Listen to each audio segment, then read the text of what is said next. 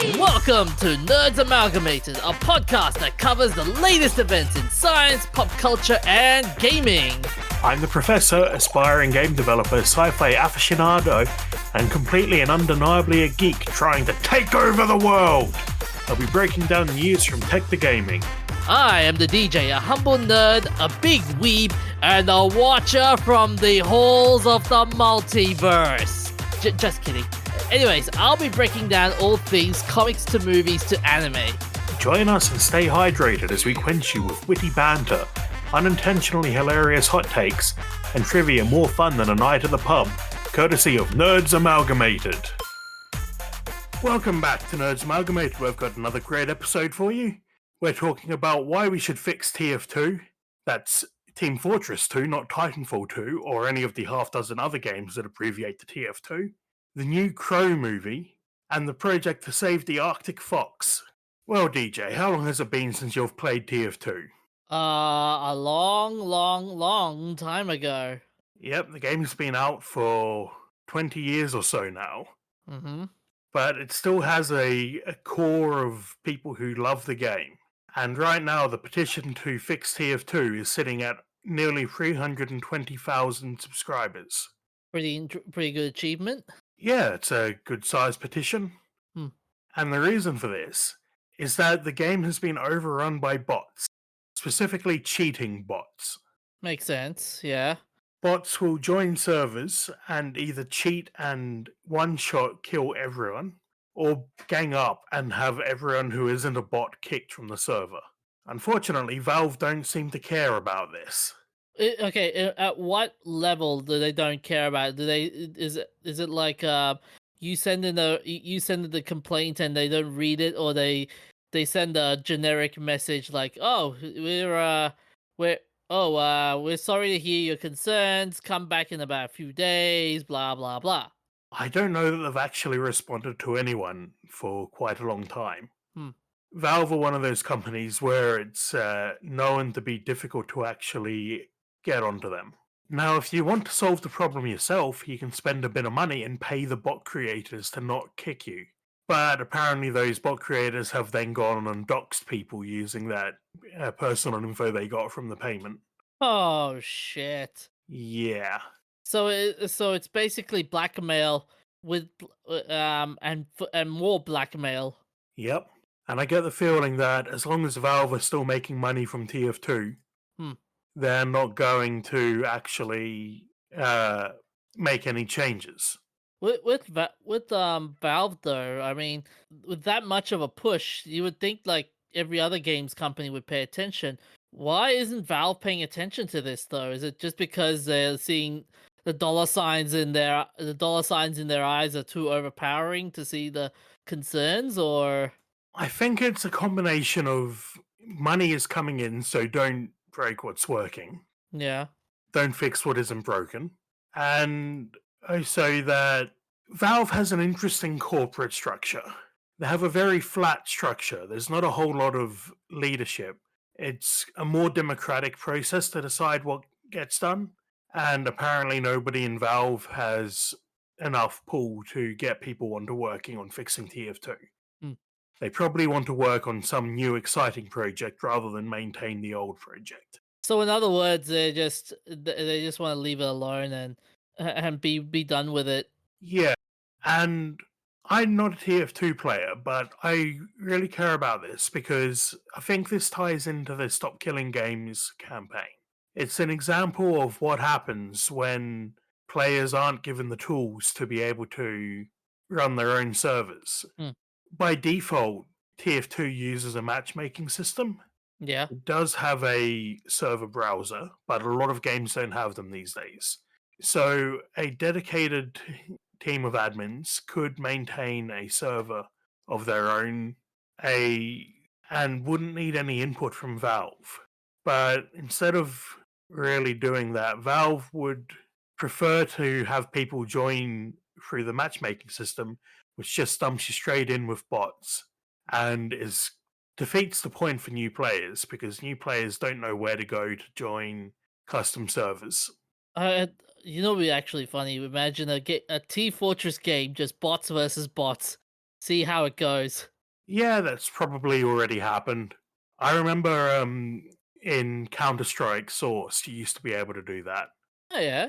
There, like it was built into the game that you could have two teams consisting entirely of bots and just join the game as a spectator. How bad was the mess? It was just a regular game of CS:GO. No, CS Source, sorry. Okay, but with these bots, I remember a couple of episodes we were talking about how you can run a subscription program for hacks in Valorant, for example. Are purchasing bots for games like these affordable or unaffordable? I don't know. I've never looked into the price. Hmm. Because if you want to get rid of the bots in the game, you should just try and make it unaffordable, or try and get the honchos of the game to just go, hey, we're gonna be canceling every bot that we can find, which I think would be pretty would be a very ambitious project.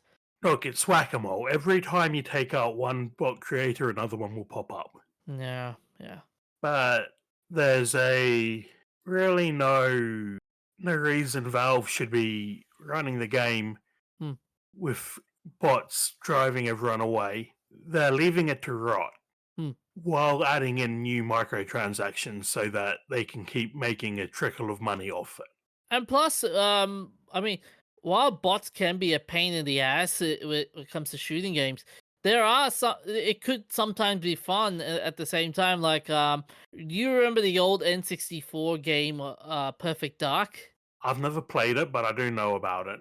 Yeah, how you just put in bots. You put in bots to get to a good old multiplayer game, and you play as well, and let the chaos ensue. That's already in most FPS games. Hmm. What that's fun. What isn't fun is insta kill bots and vote kick bots. This is a completely different problem to what you're thinking of. Hmm. So where does this so you were saying earlier with the stop killing games petition. So how does this fit into it? Well, this is a completely separate petition to the Stop Killing Games movement. Hmm. It's a petition to Valve to try to get Valve to take action on TF2. So this is a community petition specifically to Valve. Stop Killing Games is about petitions to politicians. The interesting thing I've noticed when it comes to the stop killing games movement and the TF2 petition is the fact that no matter how many times you see people saying like, "Hey, we're the gaming community. Hey, gaming companies, please help us out here." You're seeing the gaming companies go, "Nah, nah, we're not gonna pay attention to you guys. You guys handle it yourselves, you know." Like, have they lost? Like, have the gaming companies become out of touch in a sense? I think there's just no real real motivation to change things Hmm, when people will just keep buying the next game in the series. hmm. I think it's a vote with your wallet kind of thing. Yeah, yeah. And the sad part about it is TF2 has been the source of a lot of fun things that came out from from that game, like TF2 memes, TF2 fan animations. Um, hell, I I I still keep watching the reload clips of TF2. Yeah, Source filmmaker stuff is pretty cool. Hmm. Although here's a thought though. Could you see the modding community step in and fix it?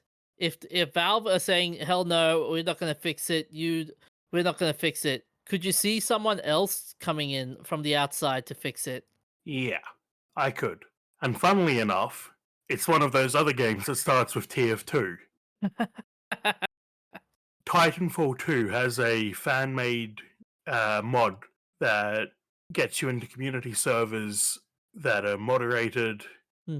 and have minimal bots compared to the main game, which, if you try to join a game through the in game server browser, you are guaranteed to run into bots and cheaters. But that must have been but for Titanfall to achieve this must have been a lot. There must have been a lot of fan support, a lot of thumbs up from the creators to go, okay, you guys can do it. All yours. Go nuts. Yeah, but I think it's a much smaller fan base than TF2, Hmm. than Team Fortress 2. Just why? Why does everything have to be TF? I think you also have to try and get the fan base to rally on, which with Team Fortress, I think it's you got you've got the rallying to petition TF2 fix. Now you have to try and rally the fan base to go, okay, if you want to clean up the game, you have to do it as well as a Yeah, you fan have to base. get them on board with your community servers. Yeah. And that's not an easy task. No, it's more difficult, but a game that has a community that wants the game to continue, Hmm. I think would be a pretty easy place to find people to join you. Yeah. Yeah. But the trick is just reaching that critical mass and having enough players to populate a server. You reckon TF2 is gonna will achieve that, or you reckon it'll be wishful thinking if it hits for it to hit critical mass? I mean, there are 317,000 signatures on the petition. Hmm. I think they could easily hit critical mass to host community servers. And they already do. Hmm.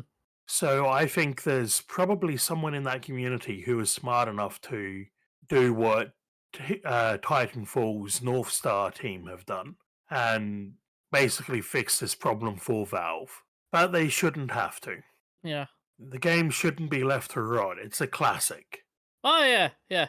But that said, it's even though it's a classic, the companies are not paying attention to the fact that yes, this classic game is bringing your fan base and more money into your other properties. You know, like the TF2 is a gateway game for people to enjoy other types of games that your company is doing. You know that's I don't think that the gaming companies are realizing that. Yeah, And the worst part about it is the fact that with this sort of behavior we're seeing with Ubisoft in the Stop Killing Games petition and this, it's it's sad to see that initially we always thought that gaming companies would be like our best friends, you know, they'll help us out, they'll support us in any way, shape or form. Seeing this is a clear cut case of yeah, they don't listen to you anymore. so what you're saying is that companies aren't your friends. Yeah, yeah. First time?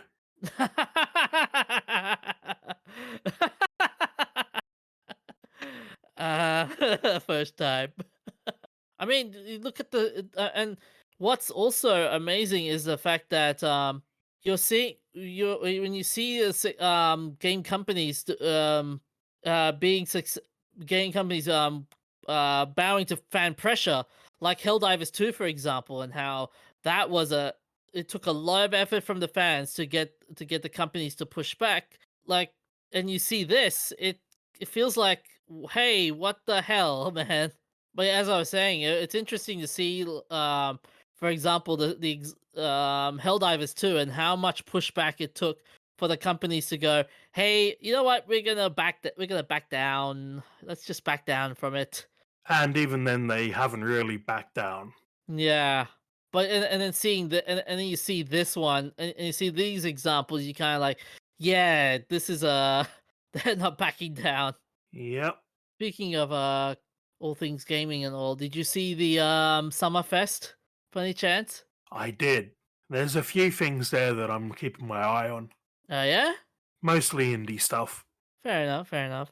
Like the publisher of Dwarf Fortress have announced a new simulation game. Hmm.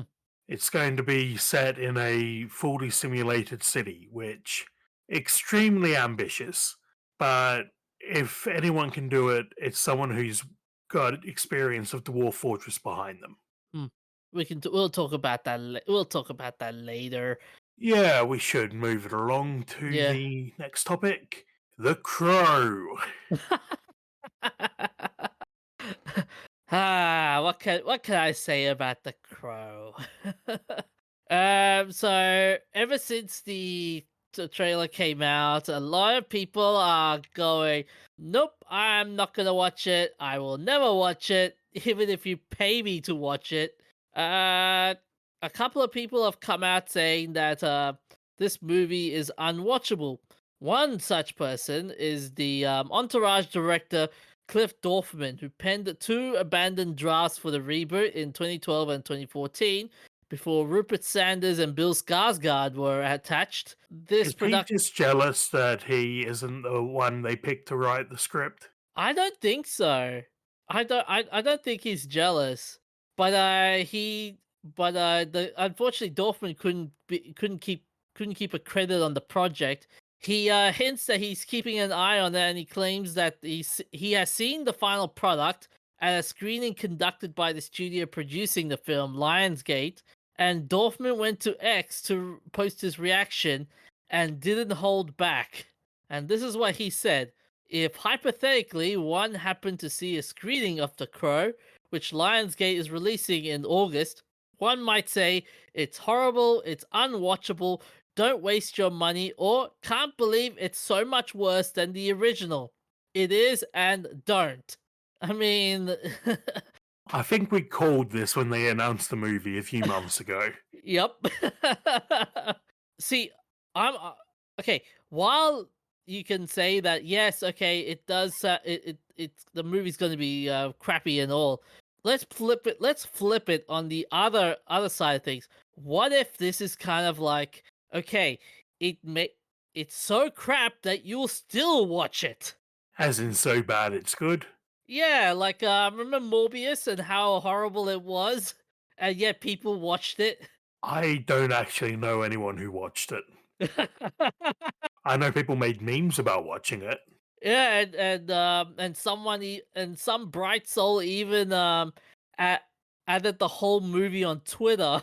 But the point I'm trying to make is, what if they want to? What if this is kind of like good publicity in a sense? You know, that it, as they always say, any publicity is good publicity.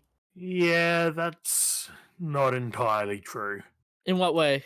Well, there are certain things that can be made public that will lead to an absolute boycott of the film. Hmm.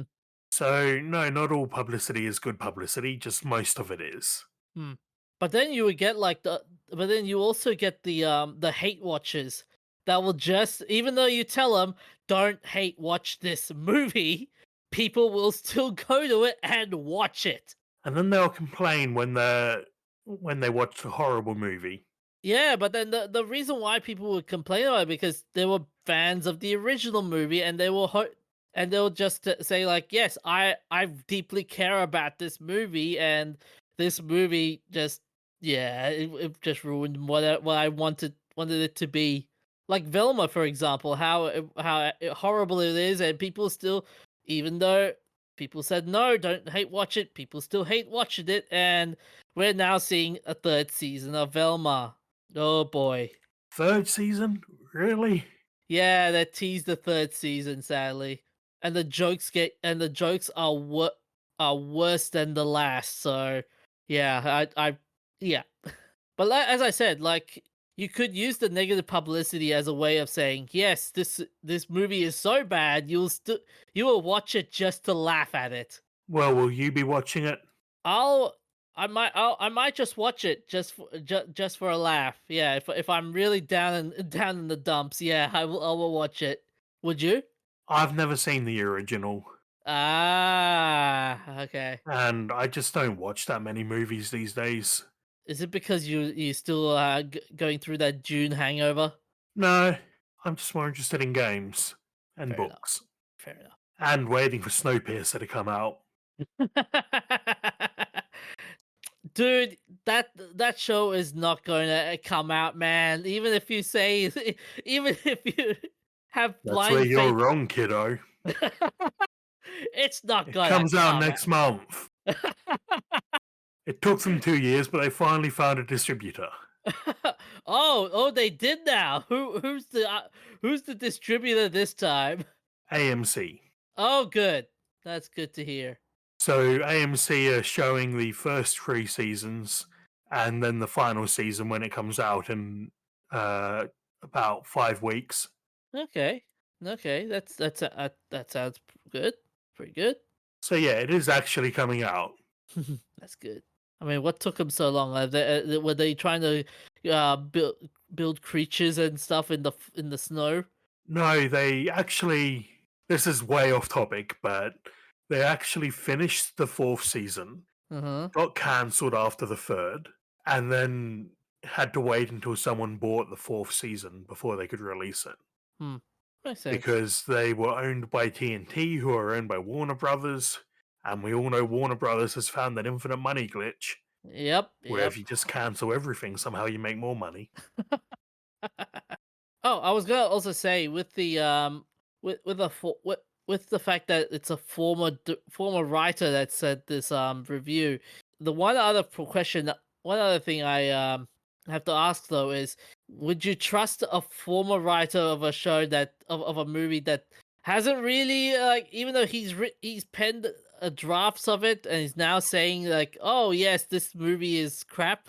Like, would you trust it? Yeah, I don't know if I'd trust him. Like I said, maybe he's jealous. Fair enough. Fair enough. Fair enough. So on to another animal, the Arctic fox. Oh. Wonderful little white fluffy things. If they're not friend shaped, why if they're not friends, why are they friend shaped? Did you ever encounter any of those when you were up at Europe? No, I didn't see any Arctic foxes while I was in Norway. Ah. Didn't get to see a whole lot of the wildlife actually. I did see a moose. That is humongous. Was it? Did you also see a jolly fat man in Yes. a red outfit? Yes, we went to Santa's village, which Oh, is in that's so. Finland, not Norway, Ah, dang. and is down the road from another Santa's village. It's this big tourist trap. It's like, hey, who are you? I'm Santa number one. So, the Arctic fox is on its way to extinction, but farmers who used to farm it for their fur have now begun farming it for conservation purposes. They say that the foxes are particularly at risk from global warming, and also golden eagles, which, if an eagle is big enough to take a fox, I don't want to mess with that eagle. That must be one hell of an eagle just to mess with it. Oh, this is worrying. I've just noticed the article says that they farm them in Oppdal, which is 250 miles north of Oslo. Hmm. And then there's a photo with the caption Toralf Mjön lifts an Arctic fox, sorry if I've got that pronunciation wrong, into a transport box for its 250 miles trip south where it will be released. Where are you releasing these foxes?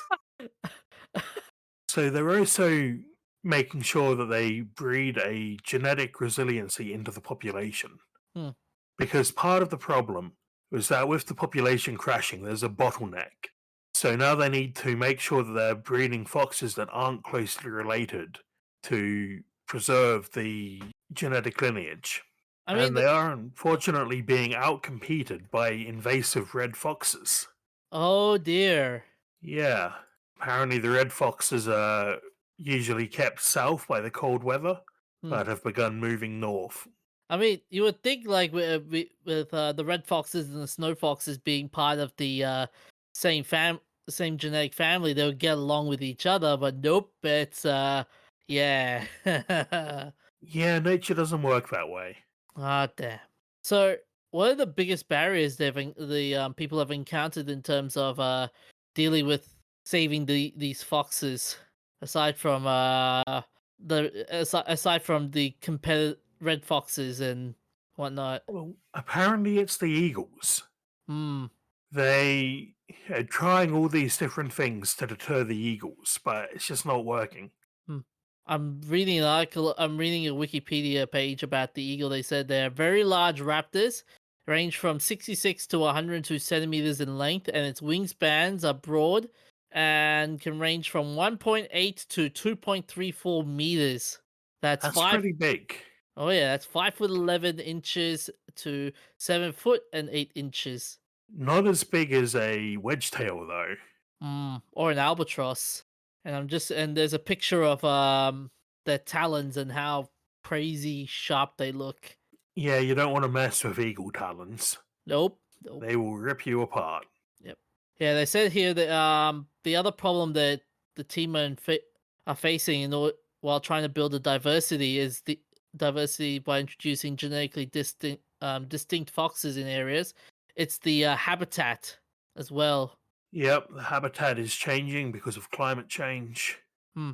So one of the geneticists says that that requires monitoring of all wild and released foxes to assess not just their numbers but also their genomes. And the other bigger problem is as the animals need to be concentrated in enclosure, they become more vulnerable to predators and diseases. Yeah, that's true of a lot of animals. Hmm. Does raise a question whether captivity is a viable solution nowadays to saving animals. Well, without the captive breeding, they probably wouldn't make it. Hmm. And it's entirely possible this is just delaying the inevitable, but, it's one of those things that they have to try to do. If they don't, then we're losing that genetic diversity forever. Hmm. Hmm. And there's even a financial element to this program as well, in terms of losing one fox to an eagle means losing an investment of hundreds of thousands of Norwegian kroner. As one of the spokespeople for the Norwegian Environmental Agency, has Oh, come funded on, you're not going to say his name? Thomas Holman. You literally picked the guy whose name is the easiest in the whole article. Hey. His name's there, black and white. So, I mean, what can I say? His name's there. But so he's funded the station since 2006 at the annual cost of 3.1 million krona, which is 230,000 pounds. So, shout outs. On the 11th of June, Comic Storian passed away. DJ, can you tell me a bit about Comic Storian? Because I'd never heard of him before this. Really? Really? Man, comic story, and he is a he's a YouTuber that does audio dramas of comic books, and he does also videos about the Marvel and the DC universes. He also has a couple of other channels which focus on anime and manga. They're an absolute treat to watch. If you haven't watched them, yeah, sadly he passed away couple of days And ago. I see, DJ, you've Mm, messed up the show notes here mm. because he passed away on the 8th of June. Yep. It was Yeah, he's announced on the 11th. You yep. messed me up, man! I yeah, sorry about that. Yes, sorry about it. Yeah. But yeah, he's he's hit 3 million channels, and man, it was such a shock when I first heard the news. Well, on the 13th of June 1983, Pioneer 10 became the first man made object to leave the central solar system, passing beyond the orbit of Neptune. I wonder if they changed that definition when they removed Pluto. Oh shit. Okay, help me out They, here. So, okay, help me out here, Professor. Okay, is Pluto a planet or not a planet? it's not a planet. Are you kidding me? It's not big enough. Ah, god damn it! Pluto is a dwarf planet. So now I have to relearn everything about the solar system. Yep, go back to primary school. God damn it!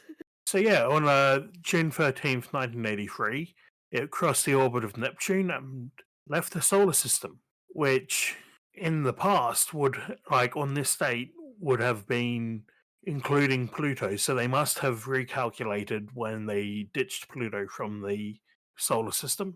The official end of the mission was on March 31st, 1997, when Pioneer 10 reached a distance of 67 astronomical units, about 10 billion kilometers from the sun.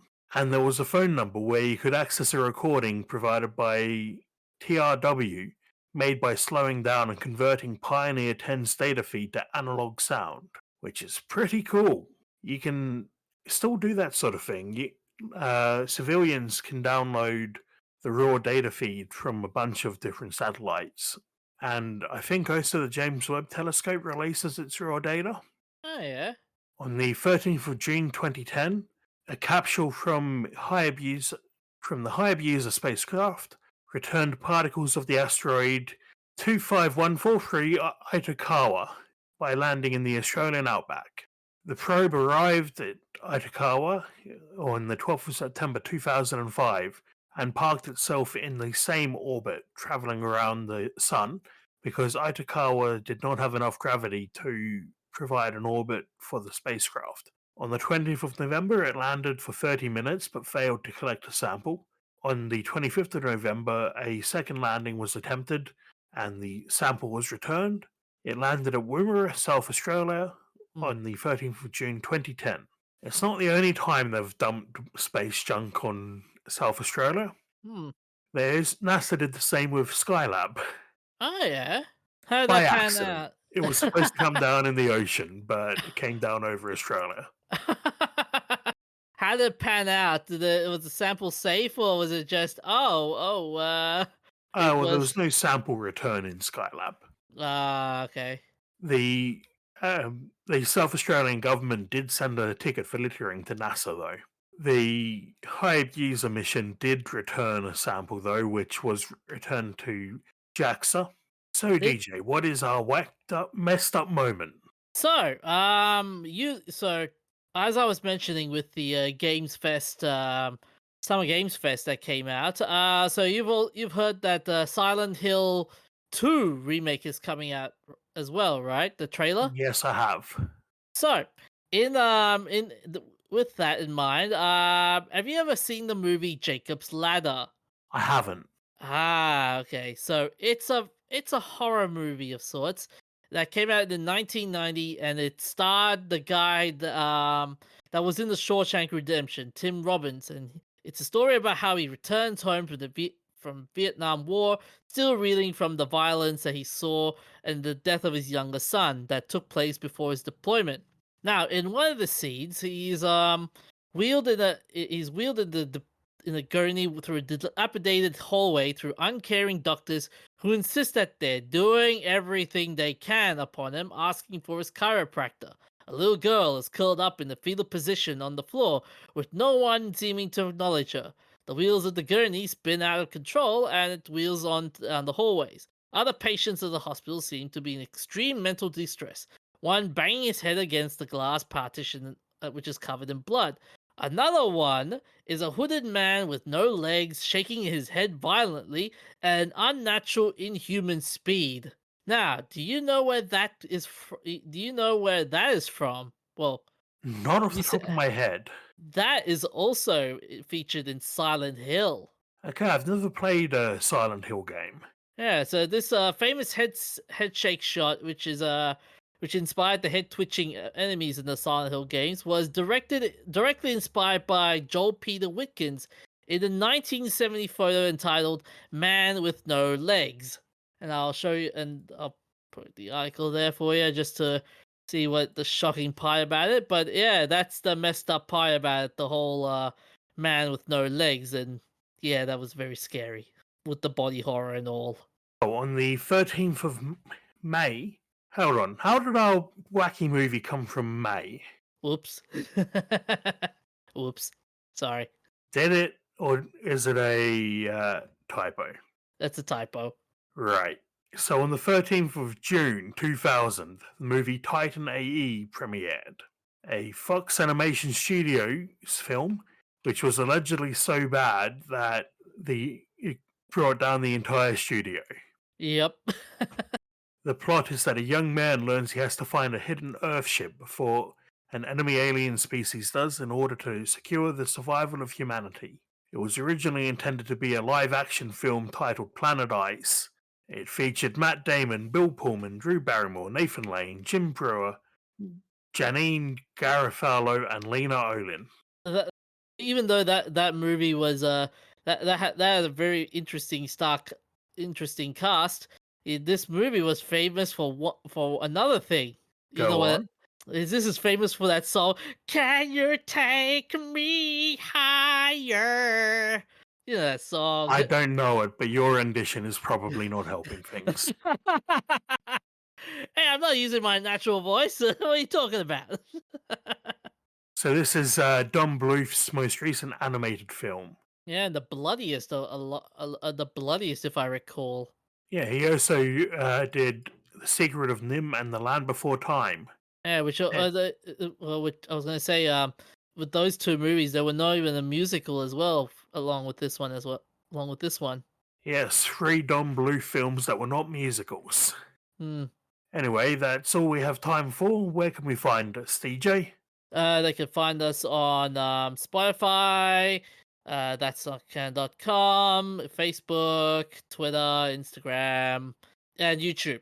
Alright, well, look after yourself, stay hydrated, and we'll see you next time. Stay happy, stay nerdy. Here we go.